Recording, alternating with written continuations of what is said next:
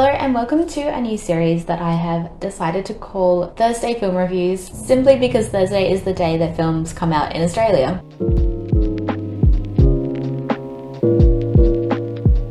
These are also all specifically films that I have been invited to the preview screenings of, and I have 3 to talk about in this video. We'll start off with Allelujah. This is a British film set in a hospital in the north of England. It's very specifically for older people, and although it comes across as kind of like an aged care centre, it technically isn't. It's meant to function like a hospital. It's not an emergency, but there's no room at some of the general hospitals. They can come to this specific hospital and can stay there for as long as they need to get better. The film sets up pretty quickly that this is a hospital that is very underfunded and understaffed, but the staff who do work there really care about what they do. The elderly people who stay there really like being there, clearly really appreciate the care that they get in this hospital and seem to have been there for quite a while considering the relationships they seem to have built up with each other. But of course the government is trying to shut the hospital down to save money. This film stars so many British actors that you would expect to see in this kind of film. Jennifer Saunders plays like the main nurse in the hospital. You have Derek Jacobi as one of the patients there. There's even Judi Dench in like a weirdly small role considering it's Judi Dench. And for most of the runtime, it just kind of parties along exactly how you would expect this kind of film. I was getting kind of bored throughout because it just felt like everything was so obvious. You had this character played by Russell Tovey, who's the son of one of the patients, and yet he's like an advisor for the minister trying to shut the hospital down. So you kind of know that his character is eventually just going to start to appreciate the hospital because of what it's doing for his dad. It's based on an Alan Bennett play, and it's very obvious that it is based on a play. The dialogue just doesn't sound natural. Something that characters can say in a stage context just sounds so weird in a film context, I think. There are also so many characters, and you never felt like any character got to have a full arc or a full story because you had to keep cutting back and seeing what all the other characters were up to. And even though it felt like it had a really good message, I just felt like it was being really heavy-handed, and so I just wasn't enjoying it that much. And then the most insane twist happens pretty much right at the end of the film. It is just insane. It comes completely out of the blue, completely changes the film entirely, and I felt like it really undermined the message that it was trying to get across in terms of saving the NHS and being anti-Tory governments trying to take funds away from necessary services like hospitals like this. I can't even imagine that it would work in the play form either. My friend and I just left the screening completely confused about what we had just seen. There were so many characters and so many plot points that kind of just went nowhere because everything just got swept away because of this one very strange twist at the end. The second film I want to talk about is Air. This is a film directed by Ben Affleck and also stars him alongside Matt Damon and Jason Bateman. This is set in the 80s and is a film about a man called Sonny Vaccaro, played by Matt Damon, and he works at Nike and is in the basketball division, and he's part of the team that try and recruit basketballers to wear Nike shoes as a way of marketing, obviously. He's the one who had the idea to try and get Michael Jordan, who at the time was sort of a burgeoning player. He was, clearly very good at basketball, but he still hadn't quite got his iconic status at that time. But Sonny just saw something in Michael Jordan that he believed would change the way people view basketball, because something that I didn't know is that apparently before Michael Jordan, basketball had become a little bit passé as a sport in America. People weren't that interested in it. This is a topic I knew absolutely nothing about. I didn't know anything about the history of Nike or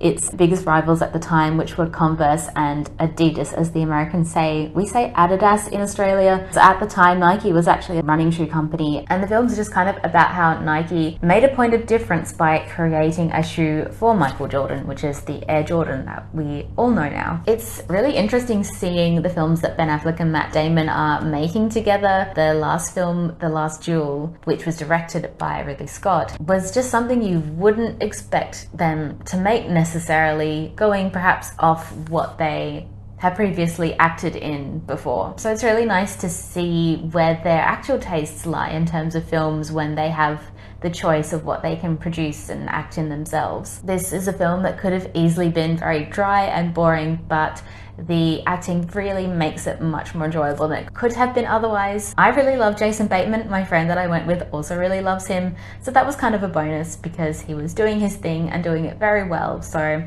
we enjoyed that. And Matt Damon is particularly good in this film. He really is leaning into the daggy dad in this one, and he does it really well. Ben Affleck plays the kind of eccentric CEO of the company.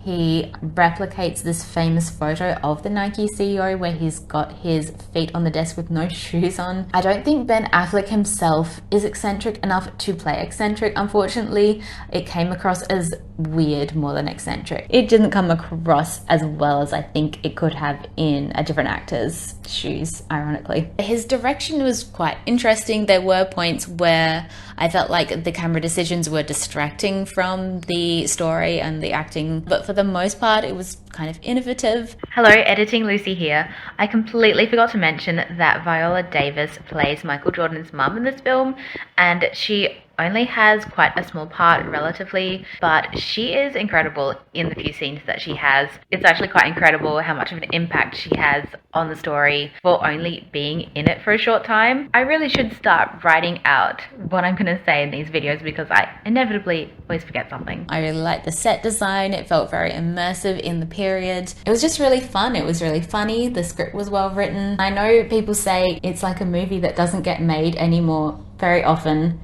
and it's not really an accurate statement because clearly this movie got made, but it kind of feels like that kind of classic biopic film, but a biopic about something that you'd never heard of before and wouldn't even think to do a biopic on. It's clearly great advertising for Nike because it really sets them up as this underdog when obviously now they're one of the biggest shoe companies in the world. It's definitely a film I would recommend seeing. I thought it was a lot of fun. So the last film I want to talk about is the Super Mario Brothers movie, but I haven't seen that yet, so we will have to cut to me in the future after I've been to the screening. Thank you so much, Past Me. I just got back from the Super Mario Brothers movie, which is an excessively long title, I think, and I actually really loved it. And yes, I did sort of dress up as Luigi for the screening because Luigi is my favorite. Even though I went with my sister and technically as the older sibling, I should have been Mario. I play Mario Kart every day on my phone. I discovered that you could download a free Mario app during the beginning of COVID because I was bored and I wanted something to play on my phone. So my love for Mario and all the characters and the worlds and the music and everything is a very recent thing. What I really loved about this film was its simplicity.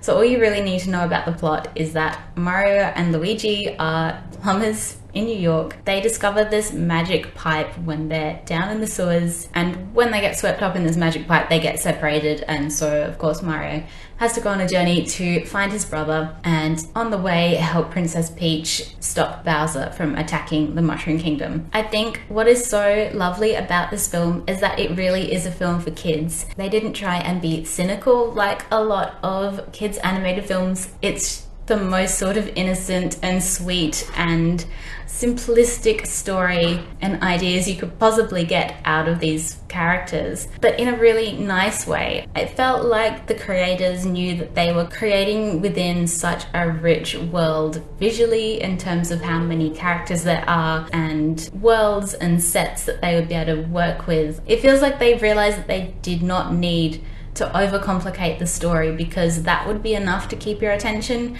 and it really is because the Mario world has been so beautifully realized and animated in this film.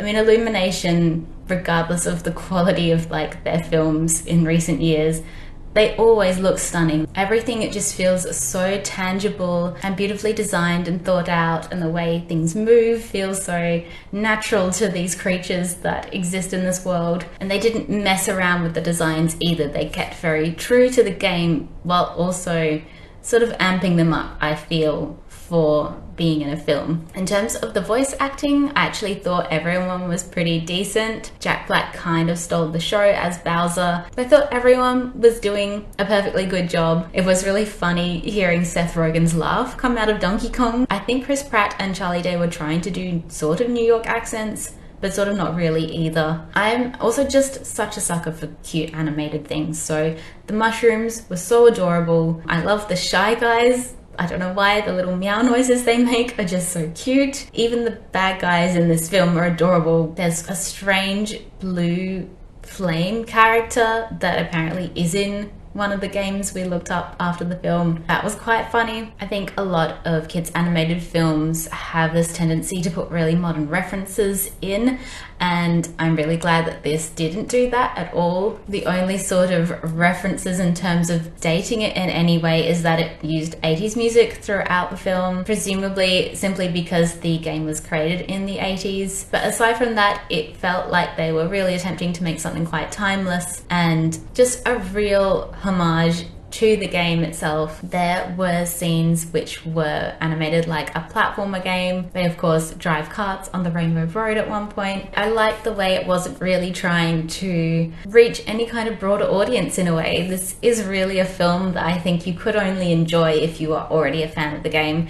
But considering it's such a famous game and a lot of people love it, they didn't really have to try and reach outside of the fans that it already has, because there are plenty of Mario fans that will go and see this film regardless. So yeah, I was very pleasantly surprised. It's certainly not groundbreaking, but it's just such a lovely version of the Mario world, and I just had a smile throughout the whole watching experience. Editing Lucy back again.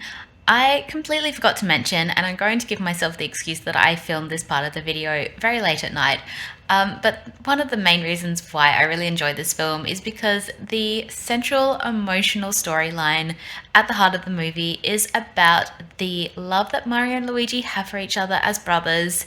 It's so adorable. There's a flashback to baby Luigi and baby Mario, which sent me over the edge. I love films that focus on sibling relationships, and especially watching this with my sister was just such a nice experience to have that with her. It's almost a shame that the film has to be about the fact that Mario and Luigi get separated, because it would have actually been really lovely to see more of that sibling relationship on screen. I know it's something that I'm kind of craving out of film at the moment, is just some escapism. To be able to spend time in something that's just fun is such a treat, really. So if you have seen any of these films, do let me know what you think about them in the comments.